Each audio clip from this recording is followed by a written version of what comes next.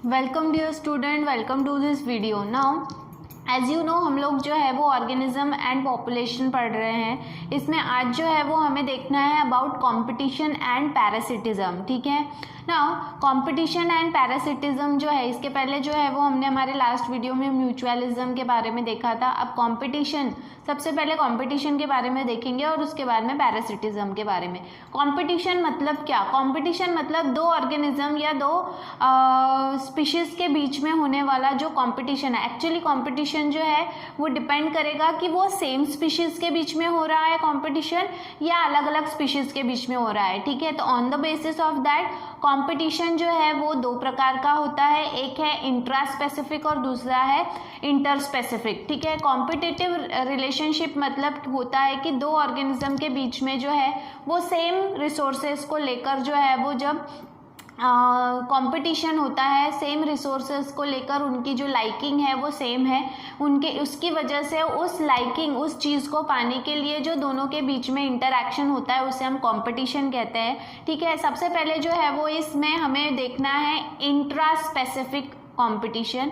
ठीक है, और फिर उसके बाद में हम देखेंगे इंटर स्पेसिफिक कंपटीशन। ठीक है, तो यहाँ पे देखो कंपटीशन मतलब क्या? It is the type of interaction where both the species are at loss. मतलब कंपटीशन जो है वो एक ऐसा टाइप है जिसमें दोनों जो स्पीशीज रहेंगे जिनके बीच में जो है वो कंपटीशन हो रहा है, उनके बीच में ये कंपटीशन होने की वजह से दोनों का ही कहीं ना कहीं नुकसान होता है, लॉस होता है। ठीक है ना, टोटली अनरिलेटेड स्पीशीज जैसे बताया इंट्रा स्पेसिफिक जो है, सॉरी इंटर स्पेसिफिक हम पहले देखेंगे फिर इंट्रा स्पेसिफिक। इंटर स्पेसिफिक मतलब the competition between two different species, दो अलग अलग स्पीशीज हैं, दो अलग अलग प्रजातियां हैं, इनके बीच में अगर खाने को लेकर या और किसी चीज़ को लेकर जो उनके कॉमन जो है वो क्या कहेंगे हम उसको, कॉमन ऐसी चीज़ें हैं जिनके ऊपर वो डिपेंड करते हैं, जैसे कॉमन फूड वो खाते हैं या कॉमन स्पेस वो शेयर करते हैं, उसको लेकर अगर उनके बीच में कंपटीशन है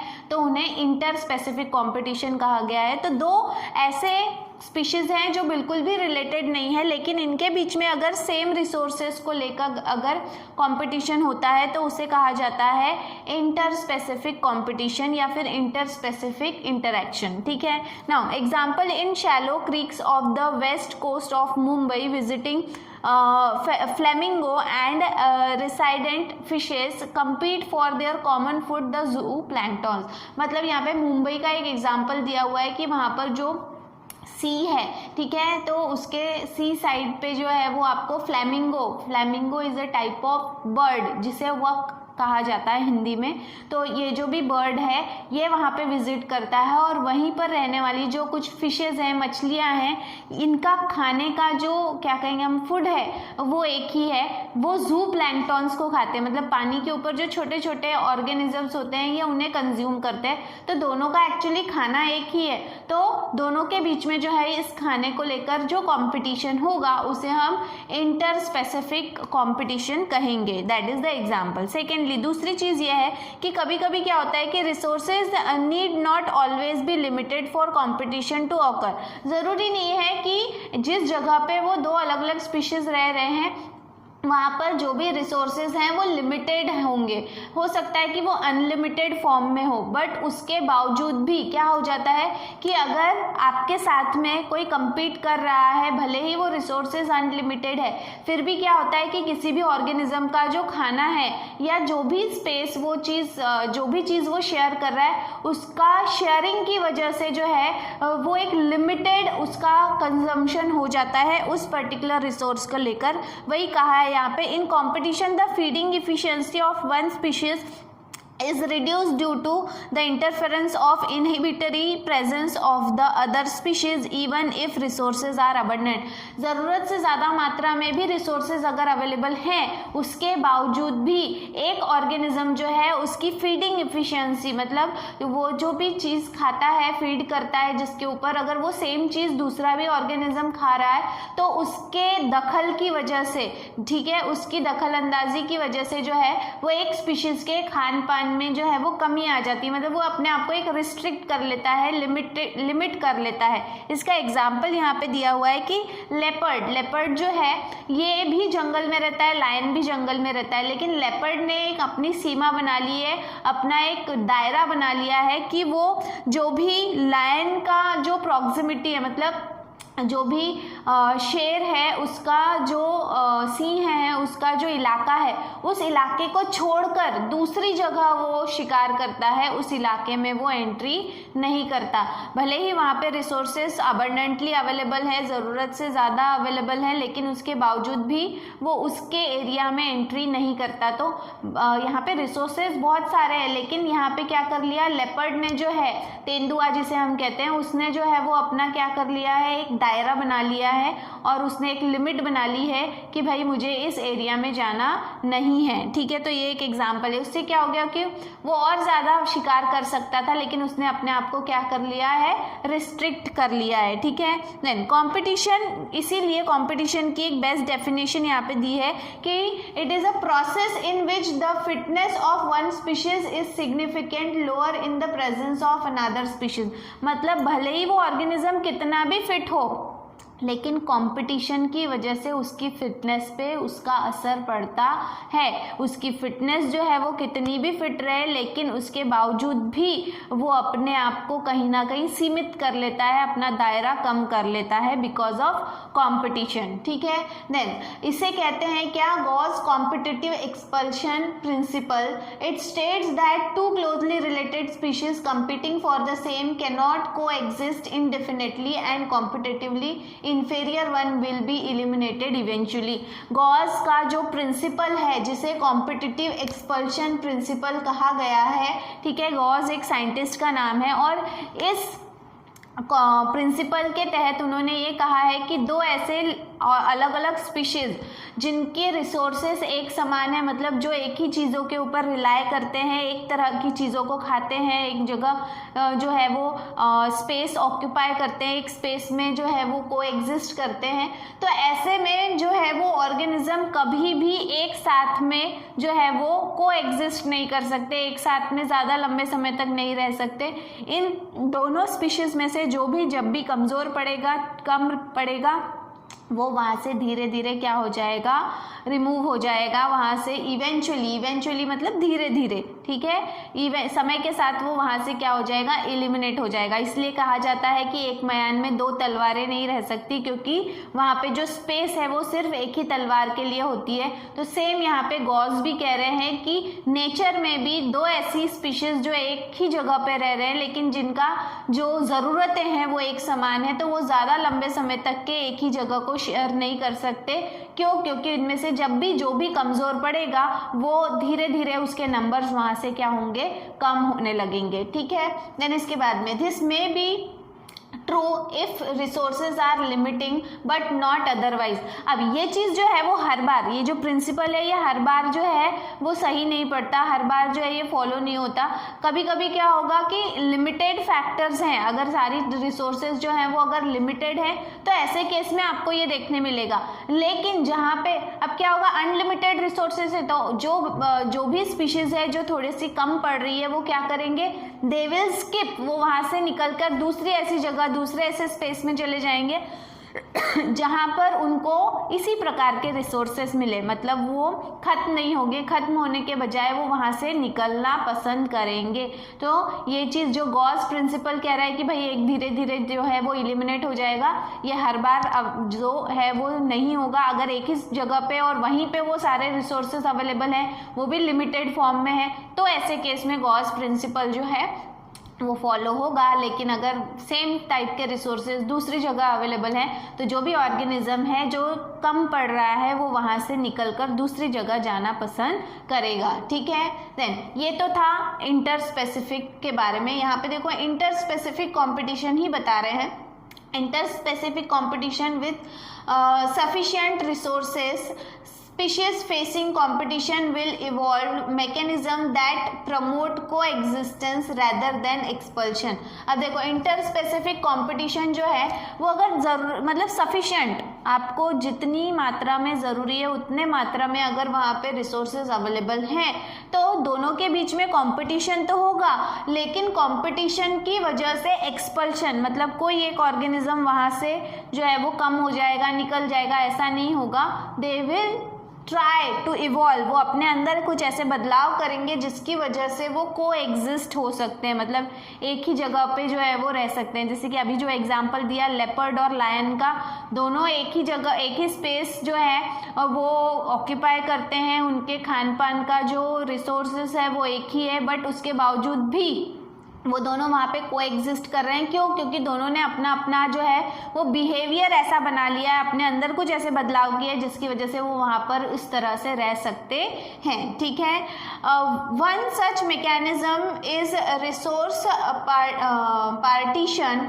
if two species compete for the same resources they could avoid competition by choosing different times for feeding. यहाँ पे इसके लिए कि अपने आप को बचाना है भाई, तो कुछ तो ऐसे उपाय करने पड़ेंगे जिसकी वजह से तुम भी खुश रहो, हम भी खुश रहेंगे।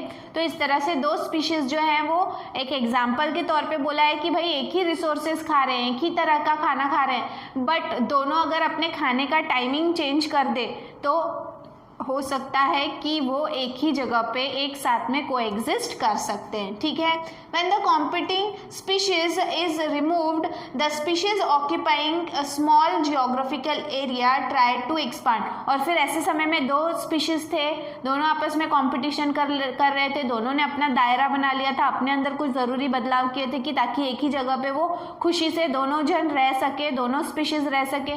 लेकिन ऐसे समय में क्या होगा कि किसी कारण की वजह से अगर एक स्पीशीज वहाँ से रिमूव हो गया, किसी भी कारण की वजह से मर गया, पूरी तरह से उसका खात्मा हो गया, ये वो जगह छोड़ के कहीं और चला गया, ऐसे समय में जो दूसरी स्पीशीज है वो अपना दायरा मतलब बढ़ाने की कोशिश हमेशा करेगा, अपना एक्सपांशन जो है वो हमेशा करेगा। ठीक है, so it was all about competition.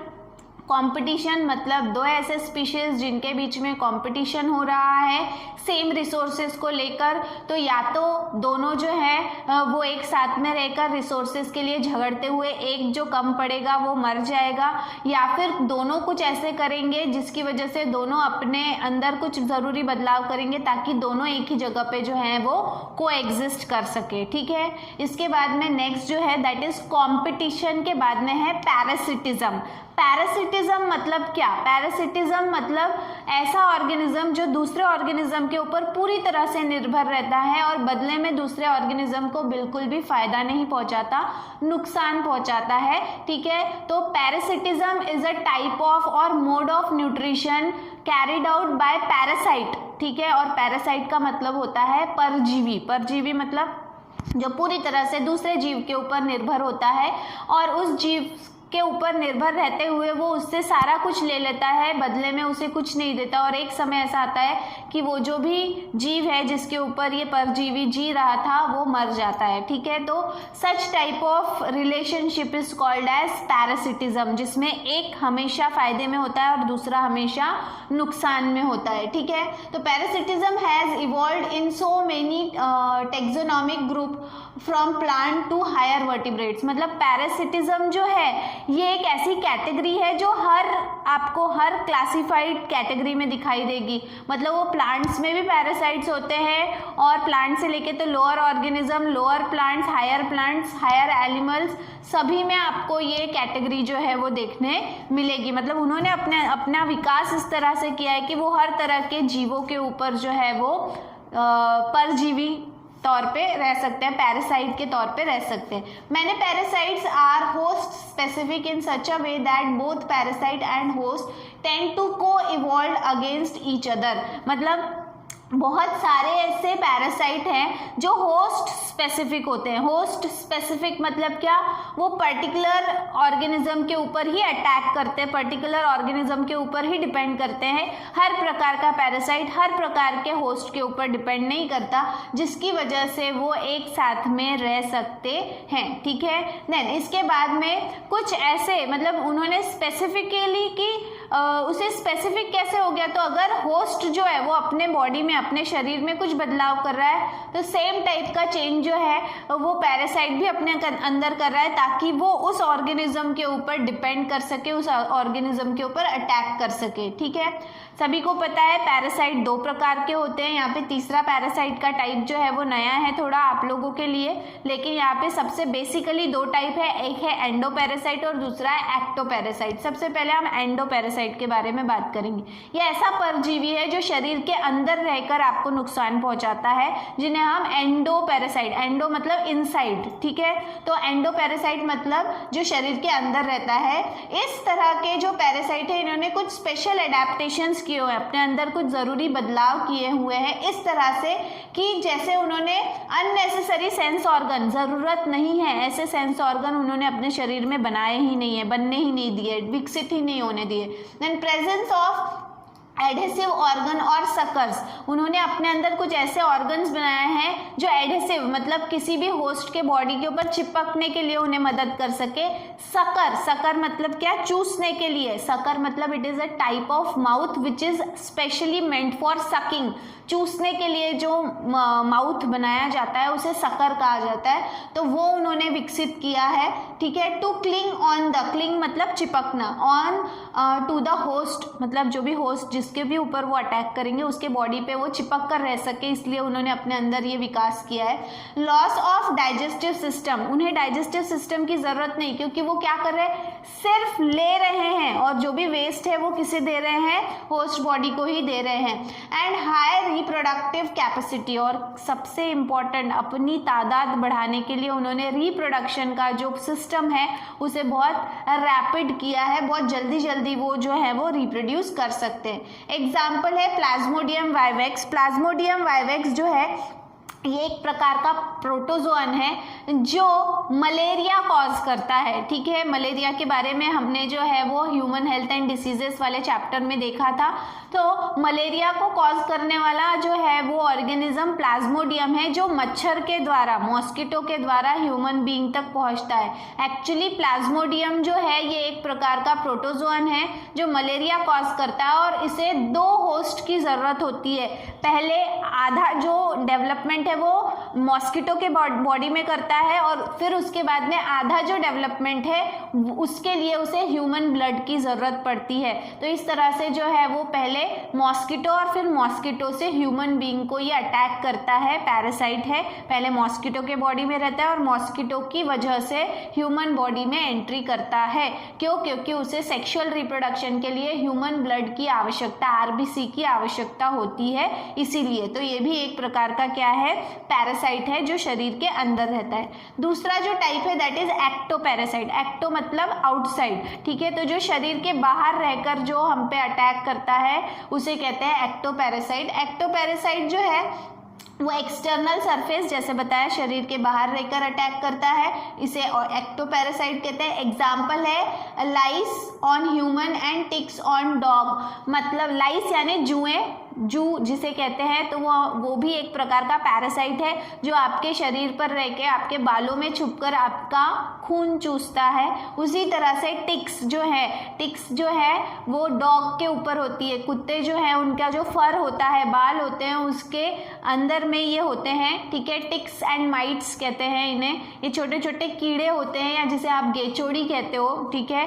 तो ये जो है ये कुत्तों के ऊपर रहती है और उनका खून चूसती है, तो ये भी एक प्रकार का पैरासाइट है। ठीक है, इसके अलावा मराइन फिशेस इन्फेस्टेड विथ कोपियोपॉइड्स, जो भी फिशेस होते हैं जो समुद्र में रहती हैं, बड़ी बड़ी फिशेस, उनके बॉडी के ऊपर भी इस तरह के छोटे छोटे ऑर्गेनिजम्स होते हैं जिन्हें कोपियोपॉइड्स कहते हैं। वो भी एक तरह के पैरासाइट है जो फिश के ऊपर होते हैं। इसके अलावा कस्क्यूटा पैरासाइट, ये प्लांट के ऊपर रहने वाला जो है वो पैरासाइट है।